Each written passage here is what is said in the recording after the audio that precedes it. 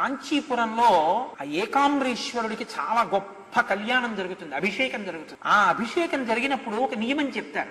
ఏకాంబరేశ్వరుడికి రాత్రి కళ్యాణం జరుగుతుంది. కాంచీ పట్టణంలో ఏకాంబరేశ్వరుడికి కళ్యాణం జరుగుతున్నప్పుడు ఇక ఎవరైనా పెళ్లి చేసుకోవడానికి ముహూర్తం ఉండదు. అప్పుడు చుట్టుపక్కల ఊళ్ళ నుంచి, జనపదాల నుంచి, పల్లెటూళ్ళ నుంచి వచ్చేసి పురోహితులు ఉండరు. కొన్ని వేల మంది దంపతులు మంటపాలు ఉండవు, కళ్యాణ మంటపాలు ఉండవు. చిన్న చిన్న దర్భాసనాలు, చాపలు వేసేసి కూర్చుంటారు. మొత్తం ఆలయ ప్రాంగణం చుట్టుపక్కల అంతా కూడా కూర్చుంటారు. లోపల సర్వేశ్వరుడు జీలకర్ర బెల్లం పెడుతున్నాడంటారు, ఇక్కడ జీలకర్ర బెల్లం పెట్టుకుంటారు. అన్ని చోట్ల మైక్రోఫోన్స్ మోగుతుంటాయి. ఆయన మంగళసూత్రం కడుతుంటారు, ఇక్కడ మంగళసూత్రం కడతారు. ఆయనకి దివ్య కళ్యాణానికి ముందు అభిషేకం జరుగుతుంది ఏకాంబరేశ్వరుడికి. ఆ అభిషేకం చూసి తీరాలంటారు. అది తదియ నాడు జరుగుతుంది, శుద్ధ తదియ. ఆ తదియ నాడు చైత్రమాసంలో చేస్తారు. చేసినప్పుడు మీరు ఇక్కడ ఆకాశంలో తదియనాటి చంద్రరేఖని చూస్తే కాంచీపురంలో అభిషేకం ఆనాడు జరుగుతున్నటువంటి ఏకాంబరేశ్వరుని యొక్క అనుగ్రహం కలుగుతుందని. ఎందుకంటే శివస్వరూపం చంద్రరేఖగా ఉంటుంది. కాంచీపురంలో మీకు ఎవరైనా బాగా తెలుసున్న వాళ్ళు ఉంటే